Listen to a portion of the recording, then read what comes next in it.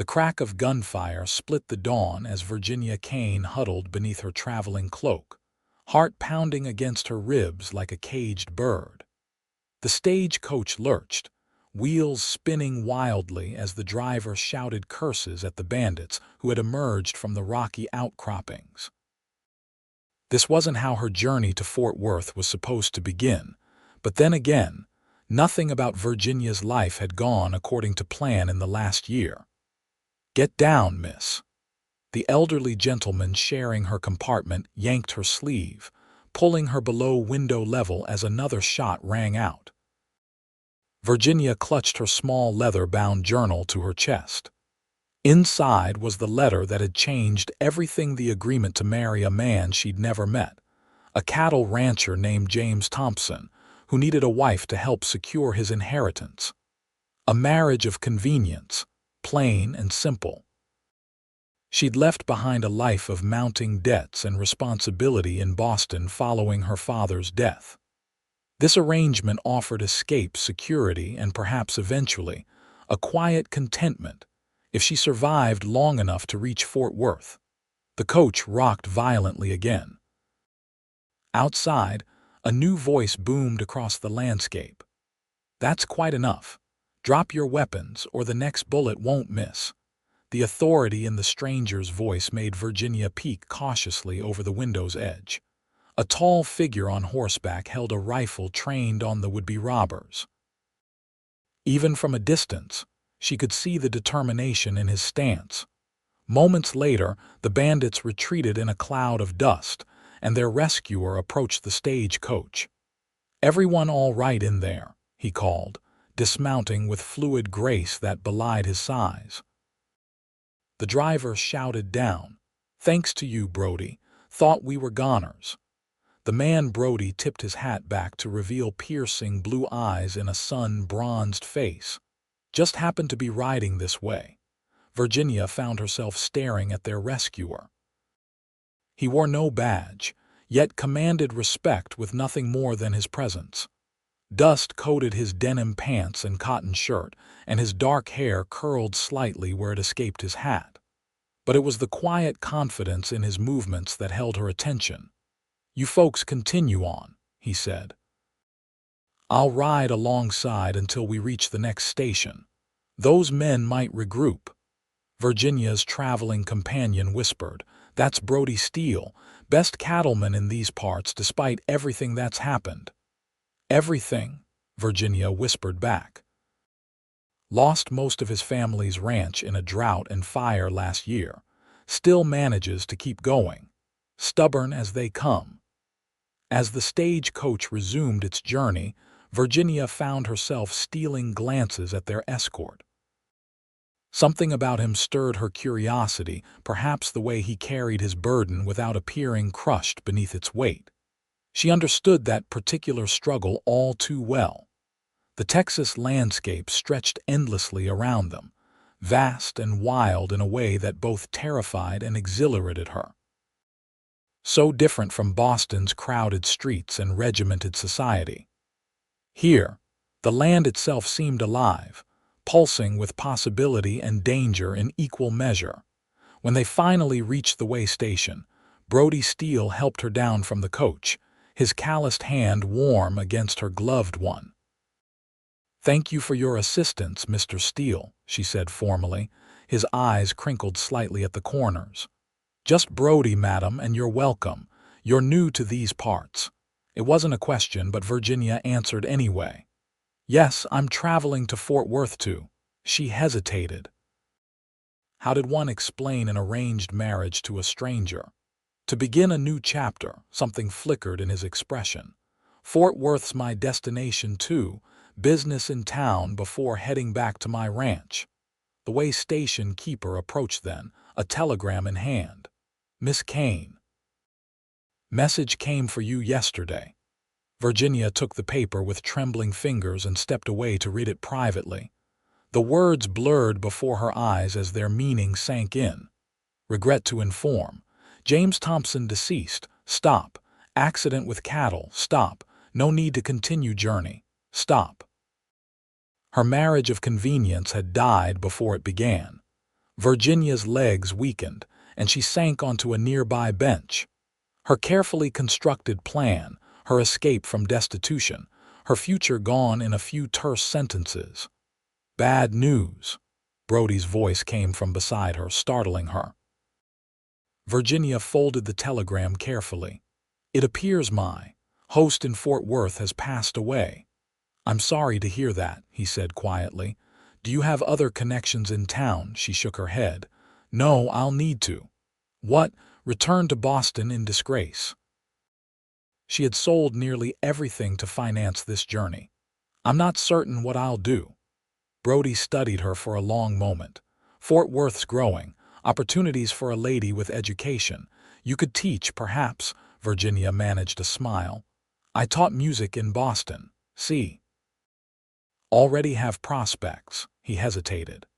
"The stage continues tomorrow. You've time to consider your options." That night, sleep eluded Virginia. Through the thin walls of the station lodgings, she could hear voices from the common room. One was unmistakably Brody's, deep and measured. Curiosity drew her to eavesdrop. "Thompson's place," someone was saying. "Shame about him. Bank's likely to seize the property now." "He had family back east," another voice added. "Sent for a bride, I heard. That's her inside. Poor thing came all this way for nothing." Brody's voice cut in. "She seems capable. More steel in her than you'd think, looking at those fine clothes." Virginia retreated from the door, unsure whether to be offended or flattered by his assessment. Steel. Perhaps once, before debts and her father's gambling had whittled away at her resolve. Before she'd agreed to marry a stranger out of desperation, morning came with clarity. Virginia would continue to Fort Worth. Perhaps she could indeed find work teaching. Starting over completely might be preferable to returning to Boston's whispers and pity. The stagecoach journey resumed, and to Virginia's surprise, Brody joined the passengers rather than riding alongside. "Thought you might want company," he explained when she raised an eyebrow. "Journey's easier with someone to talk to." Over the next several hours, Virginia found herself sharing more than she intended. She told him about her father's death, the discovery of his debts, and her decision to accept Thompson's proposal. "A marriage of convenience," she admitted. "Not romantic, but practical." Brody nodded. "Practical has its place out here. Survival first, luxury later." "And what of you?" she asked.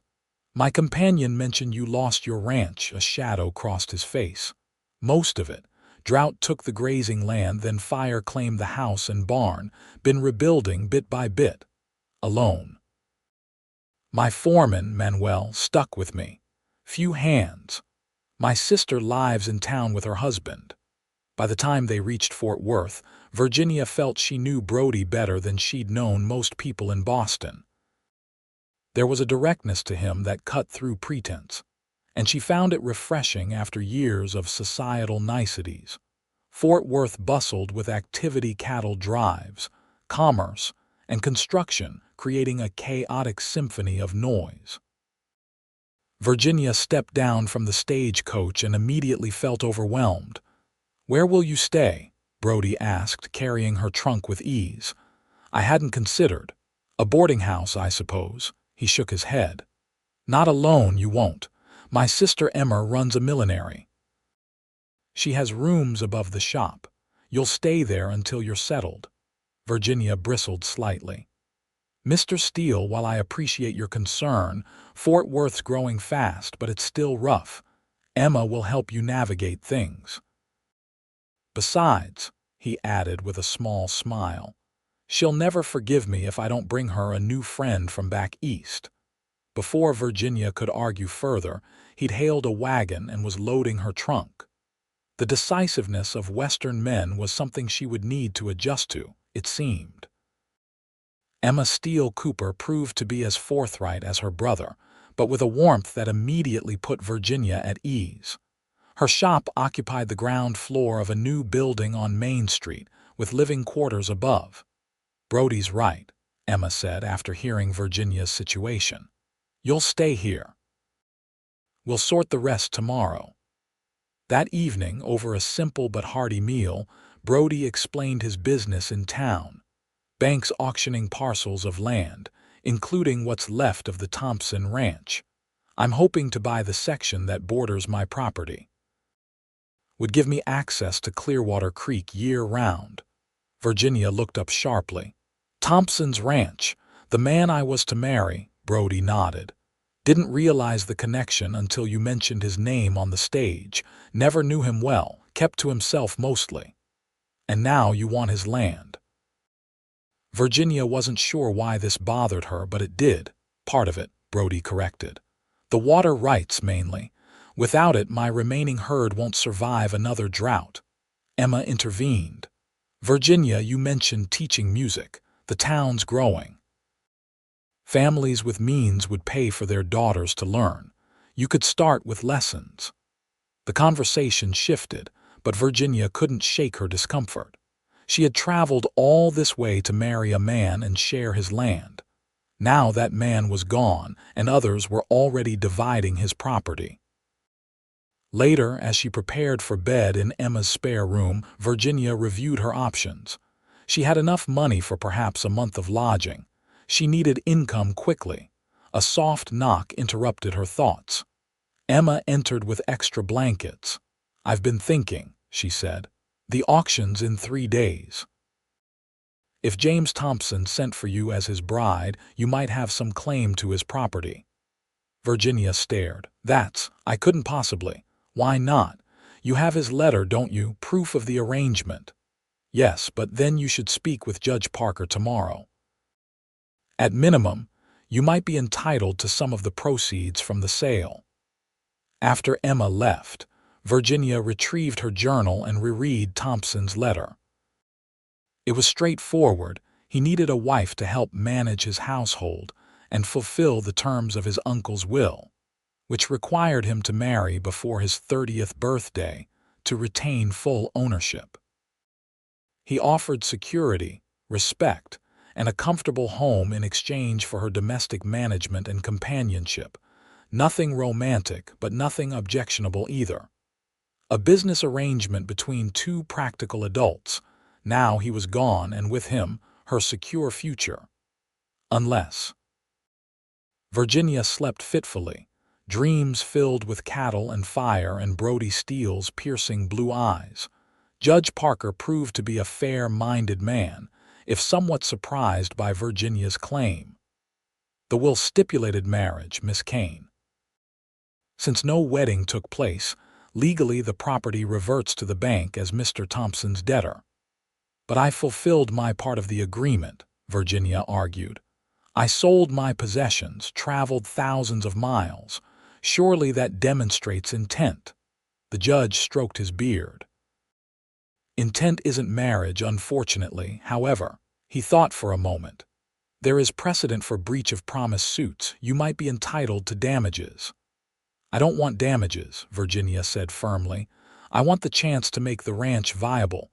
Judge Parker's eyebrows rose. "You, alone." "Miss Kane, ranching isn't like keeping house in Boston. It's backbreaking work." "I understand that. I would hire help, but the land would be mine." The judge sighed. "I can postpone the auction for 2 weeks while we sort through this legal tangle, but I make no promises." It was a small victory, but Virginia left the courthouse feeling more hopeful than she had since receiving the telegram. At minimum, she had bought herself time. Her next stop was the bank, where she received considerably less sympathy. The manager, a pinch-faced man named Harrington, barely concealed his disdain. "Thompson was 3 payments behind," he sniffed. "The land's worth more than his debts, which is the only reason we haven't seized it already. But make no mistake, Miss Kane, we will be paid." "How much?" Virginia asked. "To clear the debt completely." He named a figure that made her stomach sink. It was far more than her remaining funds, but not completely out of reach if she could find investors or partners.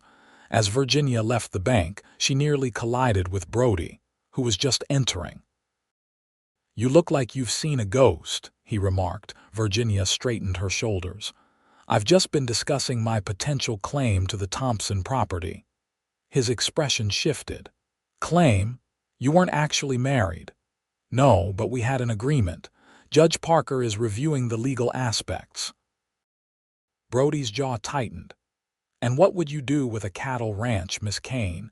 Serve tea to the steers. Virginia's temper flared. I would learn, Mr. Steele, as people do when faced with new challenges. Ranching isn't something you learn from books. It's in the blood, the bone. He ran a hand through his hair.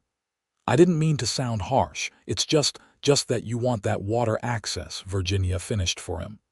Well, perhaps we can come to some arrangement if my claim is validated. Something unreadable flickered in his eyes. Perhaps. Excuse me. He brushed past her into the bank, leaving Virginia feeling both irritated and flustered. Emma was full of questions when Virginia returned to the shop, and she found herself recounting the entire experience. Brody wasn't wrong, Emma said carefully. Ranching is incredibly difficult, especially for someone new to it. I realize that, Virginia admitted, but I can't simply give up. This may be my only chance at independence. Emma studied her thoughtfully. You're nothing like I expected when Brody mentioned bringing a Boston lady to stay. How so? You have fight in you. Most women in your position would be looking for the next marriage prospect, not battling bankers for property rights. Virginia smiled ruefully. Perhaps I've had enough of depending on men's generosity. That evening, Brody failed to appear for dinner. Emma mentioned he was meeting with potential investors for his expansion plans. Virginia tried to ignore the uncomfortable twist in her stomach at the thought of him gathering resources to outbid her. Over the next few days, Virginia threw herself into learning everything she could about cattle ranching. She visited the land office to review maps of the Thompson property, spoke with the general store owner about supply costs, and even approached several ranch wives about the realities of frontier living. What emerged was a daunting picture. Without significant capital and experienced help, her chances of success were slim. But Virginia had always been stubborn, mule-headed. Her father had called it, and she refused to abandon the idea completely. On her 5th day in Fort Worth, Brody finally reappeared at Emma's dinner table, looking tired but determined. Been out to what's left of the Thompson place, he said without preamble. Cattle are thin but healthy enough. Buildings need work. Virginia set down her fork. You've been examining the property, he nodded. Needed to know what I'm bidding on. Emma shot him a warning glance, but Brody continued. Judge Parker mentioned your claim, said he's ruling tomorrow. I see. Virginia's appetite vanished. And if I'm granted any rights to the property? Brody met her gaze directly. Then we have decisions to make, both of us. The following morning, Virginia dressed with particular care in her best remaining dress, a deep blue wool that brought out the color of her eyes. If she was to face judgment, she would do so looking her strongest. Judge Parker's office was crowded.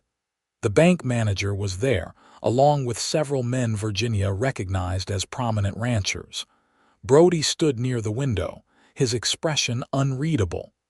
Miss Kane, the judge began, I've reviewed your documentation and the legal precedents. While your agreement with Mr. Thompson was clear, the fact remains that no marriage occurred. Virginia's heart sank. However, he continued, I find that you do have a legitimate claim for compensation based on detrimental reliance. You acted to your detriment by selling your possessions and traveling here based on Thompson's promise. The bank manager began to protest, but Judge Parker silenced him with a look. I cannot award you the entire property, as the bank's claim predates yours. But I am ordering that you receive a 20% interest in the proceeds of any sale after debts are satisfied. It wasn't what she'd hoped for, but it was something. At least she wouldn't leave empty-handed. The auction will proceed as scheduled day after tomorrow, the judge concluded. Outside the courthouse, Virginia stood in the bright sunlight, trying to sort through her feelings. The compensation might give her enough to start a small business or secure teaching positions, but her dream of independence through land ownership was slipping away. Miss Kane. She turned to find Brody approaching. "Mr. Steele," she lifted her chin. "Congratulations. Your path to acquiring the water rights is clear now," he frowned. "That's not," he stopped, reconsidered. "Could I speak with you privately, not here?" Curiosity overcame her disappointment. "Very well." "Where?" "Thompson's ranch. I'd like you to see it before making any further decisions." Virginia hesitated. Propriety suggested she shouldn't travel alone with a single man to a remote location, but conventional thinking had led her to this precarious position in the first place. "I'll need to inform your sister," he nodded. "We'll leave in an hour. Wear something practical. It's a dusty ride." The practical clothing Emma loaned Virginia consisted of a split riding skirt, sturdy boots, and a wide-brimmed hat. Virginia felt peculiar without her corset, but had to admit the freedom of movement was liberating. Brody arrived with 2 horses, a steady-looking mare for Virginia, and a larger gelding for himself. He provided minimal instruction before helping her mount, his hands firm at her waist. "You've ridden before?" he asked. "Some in my youth, not recently. Cinnamon's gentle. She'll follow my Rusty without trouble." The ride took them south of Fort Worth, across increasingly rural terrain. Virginia's muscles protested the unfamiliar activity, but she refused to complain. If she were to be a rancher, riding would become necessary. After nearly 2 hours, they crested a hill and Brody reined in his horse. "There it is. Thompson's Reach." Below them stretched a valley bisected by a gleaming creek. The main house was visible in the distance, a simple but substantial structure with several outbuildings. Beyond, cattle grazed on brownish grassland. "It's beautiful," Virginia breathed. "It's struggling," Brody corrected. "Drought hit this valley hard last year. Creek's running now after spring rains, but come August, it'll be a trickle. That's why the eastern pasture, the part that borders my land, is so valuable. It has reliable water year-round." They rode down to the main house. Up close, Virginia could see the signs of neglect: peeling paint, a sagging porch step, weeds encroaching on the kitchen garden. "Thompson lived alone?" she asked as Brody helped her dismount. "Had a housekeeper who rode in from town weekly. Ranch hand who lived in the bunkhouse." He gestured to a smaller structure nearby. "Hand left after Thompson died. Place has been empty for weeks now." Inside, the house was sparsely furnished but clean. A kitchen, main living area, and 2 bedrooms comprised the ground floor, with what appeared to be storage space in a low-ceilinged attic. It was modest compared to Virginia's childhood home in Boston, but far more substantial than she'd expected. "Why did you bring me here?" she asked finally, turning to face Brody. He leaned against the kitchen door frame. "Wanted you to see what you're fighting for and what you're up against. And I have a proposition." He straightened, his expression serious. "A partnership." Virginia blinked. "Partnership?" "I need the water rights. You want independence. Together we might manage what neither of us can alone." "I don't understand. Are you suggesting a business arrangement?" Brody paced the small kitchen. "Sort of. More of a marriage of convenience." Virginia stared at him, certain she'd misheard. "Marriage? Think about it practically. I can't afford to buy this entire property, just the eastern section. But with your 20% claim offsetting some costs and combining our resources." He ran a hand through his hair. "You'd have your independence, joint ownership of both ranches. I'd have the water access I need. You can't be serious, completely serious. He met her gaze steadily. You came to marry for convenience anyway. Why not consider it? Virginia's mind raced. Because I don't know you. Because such an arrangement would require trust, and we draw up papers, everything legal and clear. You'd retain rights to your percentage regardless. That's not what I meant. Virginia moved to the window, needing space to think. A marriage, even one of convenience, requires compatibility, shared goals. Brody followed her. Our goal is the same: make this land productive, build something lasting. She turned to face him. And what of other considerations, children, companionship? Something softened in his expression. I'd be a faithful husband, Virginia. Respectful of your wishes in all matters. As for children, I've always wanted a family, but that would be your decision too.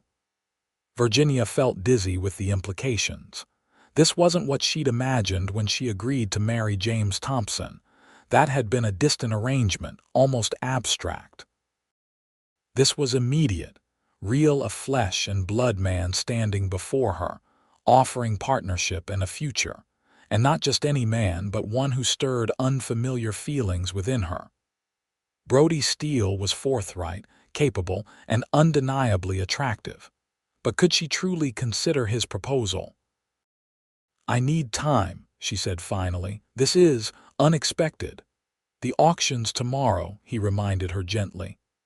I'm not asking for romance, Virginia, just practical consideration of mutual benefit. Not asking for romance. Of course not.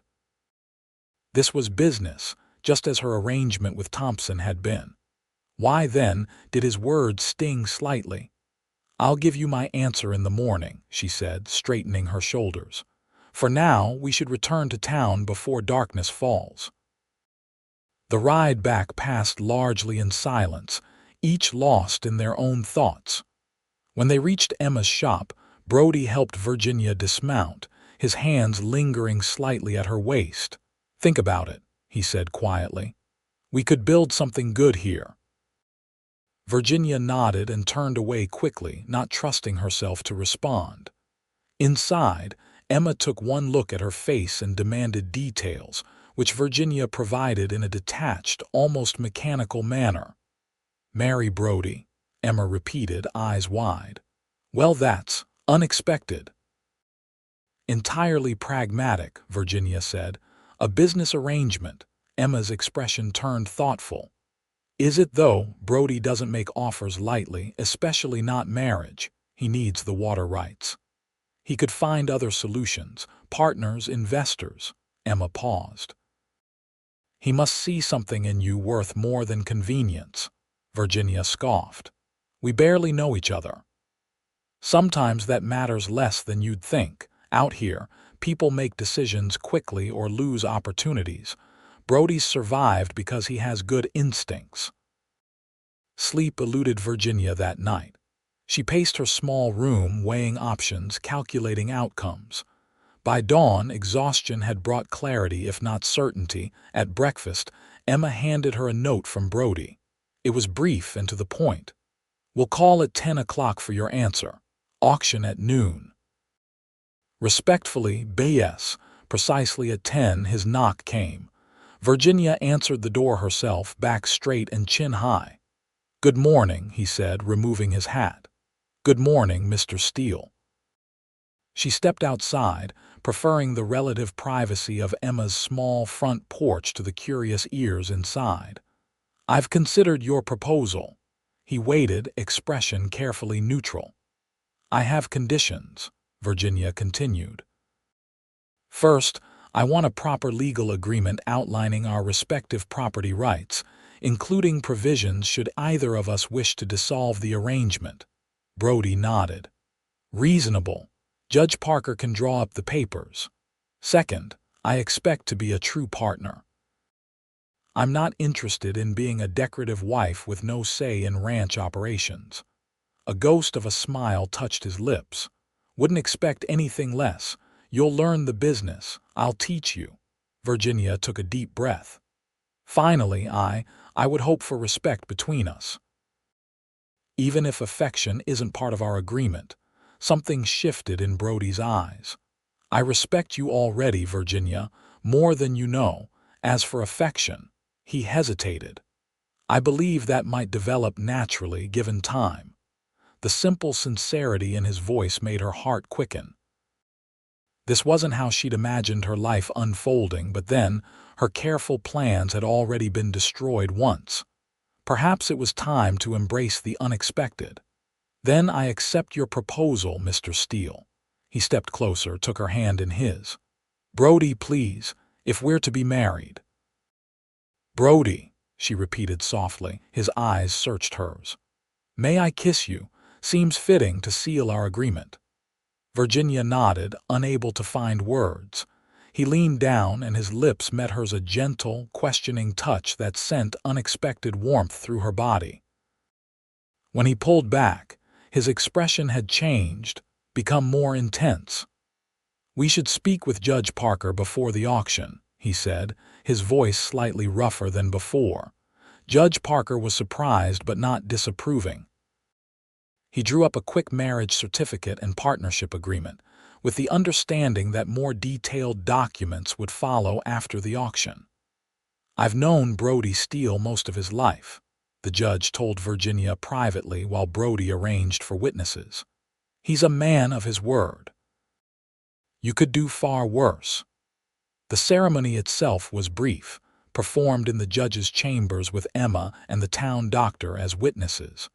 Virginia wore her blue wool dress again, with flowers Emma had hastily arranged for her hair. Brody had cleaned up impressively, wearing a new shirt and polished boots. As they exchanged simple vows, Virginia felt strangely calm. This wasn't romance, but it was a beginning, a foundation they could build upon. When Brody slid a simple gold band onto her finger, Emma's contribution, formerly belonging to their mother, his hands were steady and warm. I now pronounce you man and wife, Judge Parker declared. Brody, you may kiss your bride. This kiss was different, still gentle, but with a hint of possession that made Virginia's pulse leap. When they parted, Brody's eyes held a promise that had nothing to do with business arrangements. There was no time for celebration. The auction was set to begin, and they hurried to the bank where it would be held. The bank manager's face soured visibly when they presented their marriage certificate and Virginia's claim documentation. This changes nothing, he insisted. The auction proceeds. Of course, Brody agreed smoothly. But now we're bidding with combined resources and a legal claim to 20% of the value. The auction attracted considerable attention. Several large ranchers were present, along with land speculators from as far as Dallas. Virginia stood beside Brody, acutely aware of curious glances and whispered comments about their sudden marriage.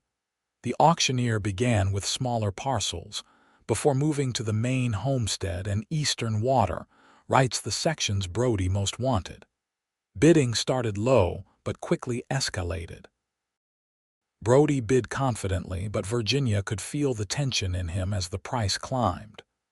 When one particularly determined speculator pushed the bid beyond what they'd discussed, Brody hesitated. Virginia leaned close.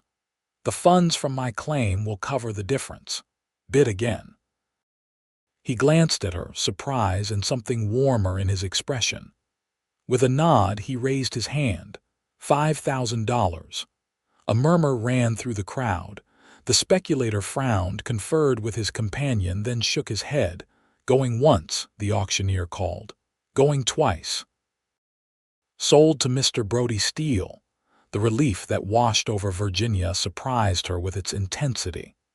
This land, their land, now represented not just security but possibility. A future crafted by their own hands. Paperwork and payment arrangements consumed the remainder of the afternoon. By the time they finished at the bank, the sun was setting, casting long shadows across Fort Worth's Main Street. We should celebrate, Brody said as they emerged. Dinner at the hotel restaurant. Virginia suddenly realized she hadn't considered the most immediate consequence of their marriage. And after, where will we? Understanding dawned in his eyes. My sister's expecting us tonight. I have a house in town I've been renting, but it's small. Tomorrow we can ride out to my ranch, see if you want to settle there or at Thompson's place. The casual way he presented options, rather than dictating terms, eased Virginia's anxiety. This was indeed a partnership, not a surrender of her independence. Dinner proved surprisingly enjoyable. Away from legal matters and negotiations, Brody revealed a dry humor and thoughtfulness that drew Virginia out of her shell. They discovered shared interests in books and music, and found common ground in their experiences of loss and rebuilding. My father wasn't a bad man, Virginia explained over dessert, just weak when it came to gambling. Always convinced the next hand would solve everything. Brody nodded. My father was the opposite, so cautious he missed opportunities. When the drought came, we had no reserves, no alternative plans. And yet you survived, rebuilt. Surviving's not enough, he said, his gaze intense. I want to thrive, build something that lasts. Virginia corrected softly. We will build something. His slow smile warmed her more effectively than the wine they'd shared. Emma had prepared her spare room with special touches, fresh flowers, her best linens, and a new nightgown laid out on the bed. You didn't have to go to such trouble, Virginia protested. Nonsense. It's your wedding night. Emma paused. Unusual as the circumstances might be, Virginia felt heat rush to her cheeks. We've agreed to take things slowly. Brody understands. Emma's knowing smile suggested she wasn't entirely convinced, but she said nothing further. Later, dressed in the new nightgown and wrapper, Virginia heard a soft knock at her door. She opened it to find Brody standing there, similarly prepared for sleep in loose trousers and a cotton shirt. I just wanted to say good night, he said, his voice low. And thank you for taking a chance on this arrangement. Virginia's heartbeat quickened. It was a practical decision. Was it? He moved closer, not touching her but near enough that she could feel the warmth of him. Only practical, she couldn't lie, not with him looking at her that way. Perhaps not entirely. His hand rose to gently cup her cheek. Virginia, I want you to know I didn't propose just for the land. From that first day on the stagecoach, I saw something in you. Strength, intelligence, beauty. Brody. Her voice caught. I'm not asking for anything tonight. Just wanted you to know that while this may have started as convenience, for me it's already something more. Before she could respond, he leaned down and kissed her a deeper, more searching kiss than their previous ones. Virginia found herself responding, her hands rising to his shoulders, her body moving closer of its own accord. When they parted, both were breathing faster. Good night, Virginia, he whispered. My wife. Good night, she managed, retreating into her room before she could change her mind about the taking things slowly agreement. Sleep came eventually, filled with dreams of Brody's hands and lips, and the future stretching before them. Morning brought clarity and renewed purpose. Over breakfast, they discussed practical matters: which property to live at initially, what supplies they needed, and how to integrate their holdings. Thompson's place needs work, but it has more room, Brody explained. My current house is little more than a cabin since the fire. Then we'll start at Thompson's, Virginia decided. I'd like to make it properly habitable before winter. Emma, listening nearby, smiled to herself. You two are already sounding like an old married couple, all business and planning. Virginia caught Brody's eye and saw her own amusement reflected there. There was comfort in this shared understanding, this partnership of equals finding their way. They spent the day gathering supplies and preparing for ranch life. Virginia was grateful for Emma's practical advice about housekeeping in frontier conditions. By late afternoon, they were ready to depart, with promises to return for Sunday dinner in 2 weeks' time. The journey to their new home took on a different quality with the knowledge that they were traveling together as husband and wife. Virginia found herself studying Brody's profile against the setting sun, appreciating the strength in his jawline and the quiet confidence of his posture. When they arrived at Thompson's, their ranch, twilight was deepening into dusk. Brody lit lamps while Virginia explored the house with new eyes, seeing not what it lacked but what it could become. "It's a good house," she said when he joined her in the main room. "Solid foundation, just needs care." "Like most things worth having," Brody agreed, setting down the last lamp. He hesitated, then asked, "Are you hungry? I can prepare something simple." Virginia shook her head. "Just tired. It's been quite a day, quite a week, really. I've made up the main bedroom for you." "I'll take the smaller one for now." His consideration touched her. "Thank you, Brody." Alone in the bedroom that had been meant for her and a different husband, Virginia unpacked her few belongings. The incongruity of her situation struck her anew. Yesterday she had been Miss Virginia Kane. Today she was Mrs. Brody Steele. Yet in many ways, she felt more herself than ever before, making choices, taking action, building a future on her own terms. Sleep came quickly after the long day. She awakened hours later to unfamiliar sounds: the distant lowing of cattle, the rustle of wind through trees, and closer, the creak of floorboards. Virginia sat up, momentarily disoriented until memory rushed back. This was her home now, her ranch, her new life. Rising, she wrapped a shawl around her nightgown and padded to the door. The main room was dimly lit by banked coals in the fireplace. Brody sat in a chair nearby, staring into the embers, a book open but apparently forgotten in his lap. "Can't sleep?" she asked softly. He looked up, surprise and something warmer in his expression. "Too much on my mind. Didn't mean to wake you." "You didn't." She moved closer, drawn by the intimacy of the moment. "What are you reading?" He showed her the cover, a volume of Wordsworth's poetry. "My mother's. One of the few books I saved from the fire." Virginia settled into the chair opposite his. "Read to me." In the flickering light, his expression softened. He found a page and began to read in a low, steady voice. The familiar words took on new meaning in this setting with this man. Virginia closed her eyes, letting the poetry and Brody's voice wash over her. When he finished, silence stretched between them, comfortable and charged with possibility. "It's strange," Virginia said finally. "Yesterday we were practically strangers. Today we're building a life together." "Not so strange for these parts," Brody replied. "Life moves differently here, faster sometimes with higher stakes.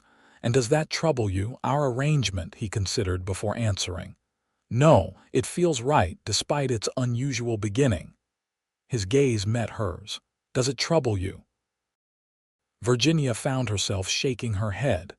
"I thought it might, but being here, starting this work together, it feels honest somehow, more honest than many conventional marriages based on shallow attachments." Brody set his book aside and leaned forward. "Virginia, I want you to know that while our marriage began as a practical arrangement, I intend to be a true husband to you in every way when you're ready." The simple declaration sent warmth spreading through her body. "I appreciate that, Brody. I find myself not opposed to the idea, in time." His slow smile made her heart quicken. "Time we have plenty of. A lifetime if we're fortunate." The following weeks established their rhythm as a couple and as ranch partners.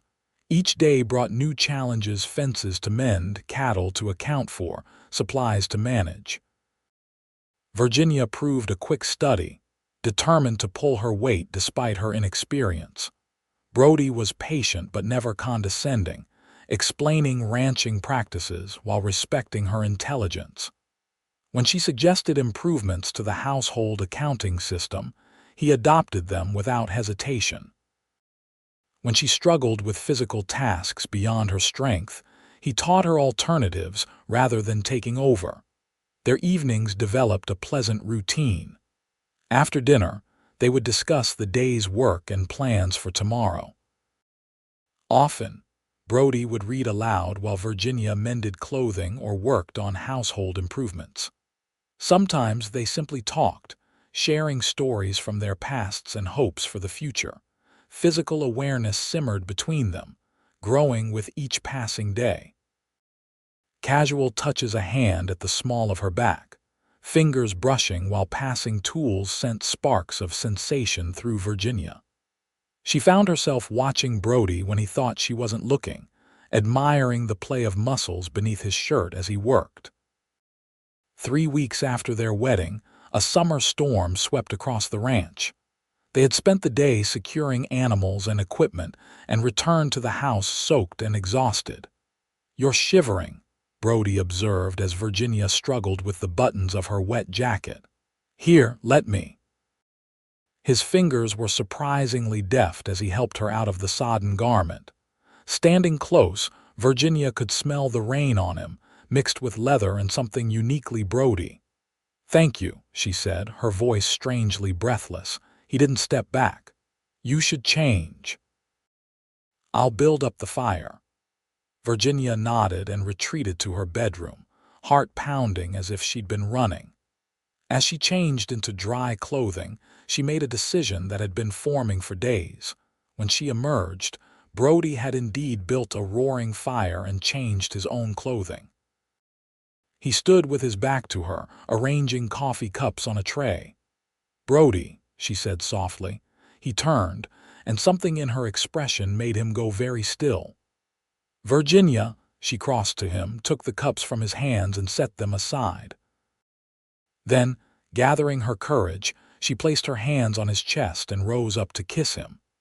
The kiss began tentatively but quickly deepened as Brody responded, his arms coming around her, pulling her close. Virginia felt a surge of heat that had nothing to do with the nearby fire. This was want, pure and simple, a desire she had never experienced with such intensity. When they parted, Brody's eyes had darkened. "Virginia, are you sure? We agreed to wait until I'm sure," she whispered. "I don't want to wait anymore." For an answer, he swept her into his arms and carried her to their bedroom. Later, lying in the circle of Brody's arms, Virginia marveled at the transformation of their practical arrangement into something far more profound. His tenderness had surprised her, as had her own passionate response. Physical intimacy, she was discovering, created an emotional closeness she hadn't anticipated. "What are you thinking?" he murmured against her hair. Virginia traced patterns on his chest, enjoying the freedom to touch him. "That convenience has its advantages." His chuckle rumbled beneath her ear. "Indeed it does, Mrs. Steele. I'm also thinking that I'm very glad I came to Fort Worth, despite everything." Brody shifted to look into her eyes. "As am I, more than I can express." The following months brought challenges and triumphs in equal measure. Summer heat tested their endurance and their water management skills. Virginia learned to ride properly, to help with cattle drives, and to manage ranch hands with a firm but fair approach.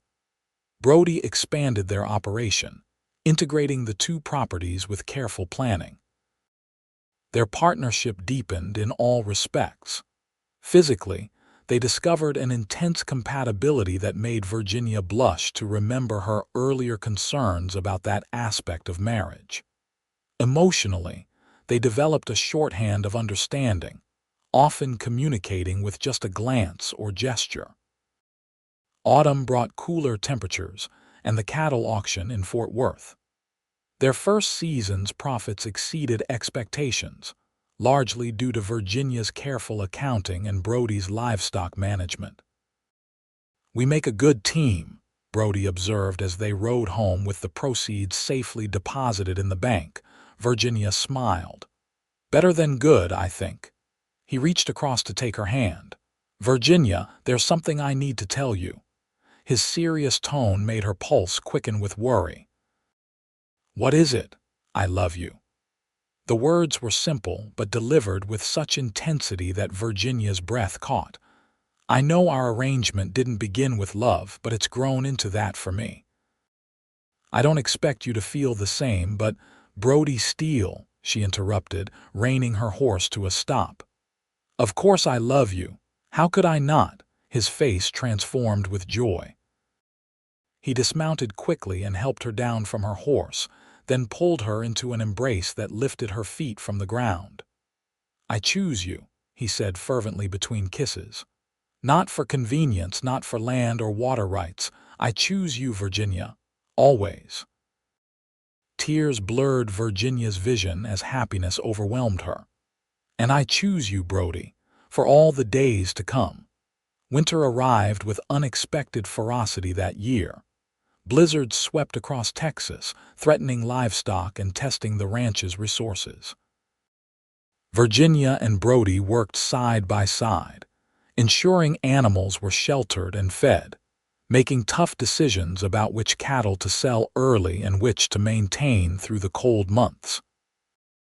One particularly bitter evening, as they huddled by the fire after a day of battling the elements, Virginia felt a wave of nausea wash over her. She had been feeling unwell for several days but had attributed it to exhaustion. You're pale, Brody observed, concern etching his features. Are you ill? Virginia hesitated, then decided to share her suspicion. Not ill, I think, at least not in a concerning way. She took his hand and placed it gently on her abdomen. I believe I'm carrying our child. Brody's expression transformed from worry to wonder. A baby, are you certain? Not entirely, but the signs are there. I'm late and the morning sickness. He gathered her carefully into his arms as if she had suddenly become fragile. A family, he whispered against her hair. Our family. The town doctor confirmed Virginia's pregnancy the following week. The child would arrive in early summer. He estimated a fitting time for new beginnings. As Virginia's body changed to accommodate their growing child, Brody became both more protective and more determined to expand their holdings. He hired additional hands to reduce Virginia's workload and began planning improvements to both the house and ranch operations. Our child will inherit something substantial, he declared as they reviewed their finances one evening. A legacy that combines both our strengths. Virginia smiled, her hand resting on her expanding middle. Our strength is in each other, Brody. Everything else follows from that. Spring arrived with welcome warmth and new growth across the ranch. Virginia's pregnancy progressed smoothly, though she found herself increasingly relegated to household management as her mobility decreased. Rather than chafe at the limitations, she used the time to prepare for the baby and to refine their business planning. In late May, as wildflowers bloomed across the Texas landscape, Virginia went into labor. Emma arrived just in time to assist, along with the midwife from Fort Worth. Brody paced outside, his usual composure shattered by concern for his wife and unborn child. After hours of effort, Virginia delivered a healthy son with a shock of dark hair and his father's blue eyes. Samuel, she whispered when Brody was finally allowed to enter. After my father, if you approve, Brody, tears streaking unashamedly down his face, nodded. Samuel Steele, perfect. As he cradled their son with careful reverence, Virginia watched the man who had begun as her practical solution become the center of her world. Their partnership, founded on mutual need and respect, had blossomed into a love deeper than she had ever imagined possible. 5 years later, the Steele Ranch had become one of the most prosperous in the region. The main house had been expanded to accommodate their growing family. Samuel had been joined by a sister, Emma Rose, and another child was on the way. The drought that had once threatened Brody's livelihood was a distant memory, with careful water management ensuring their cattle thrived even in dry seasons. On the anniversary of their wedding, Brody surprised Virginia with a small package wrapped in brown paper. "What's this?" she asked, balancing 2-year-old Emma on her hip while Samuel played nearby. "Open it and see," Brody urged, taking their daughter to give Virginia both hands free. Inside the package was a leather-bound journal not unlike the one in which Virginia had carried Thompson's letter years ago. "Turn to the first page," Brody said softly. Virginia opened the journal to find Brody's handwriting. "To my beloved Virginia, who came to Texas seeking security and instead found her strength. Who agreed to marry for convenience and instead taught me about love. With you, I've built not just a ranch but a life beyond my wildest dreams. I choose you today and always. Your husband Brody." Tears filled Virginia's eyes as she looked up at the man who had transformed from business partner to beloved husband. "It's perfect," she whispered. That evening, after the children were asleep, they sat together on the porch swing Brody had built the previous summer. The Texas sunset painted the sky in magnificent colors, a fitting backdrop to the life they had created together. "Did you ever imagine it would turn out this way?" Virginia asked, leaning against his shoulder. "When you proposed our arrangement," Brody's arm tightened around her. "Hoped, perhaps, but no, I couldn't have imagined the happiness we've found." Virginia placed his hand on her slightly rounded belly where their third child grew. "From practical beginnings to this, our own beautiful chaos." "The best kind of chaos," Brody agreed, kissing her temple. "Built on the strongest foundation." As darkness settled over their land, Virginia reflected on the journey that had brought her here. She had come west seeking mere security, a practical solution to practical problems. Instead, she had found passion, purpose, and a love that continued to deepen with each passing season. A marriage of convenience had become the greatest adventure of her life, an adventure that, with Brody by her side, promised to continue for all their days to come.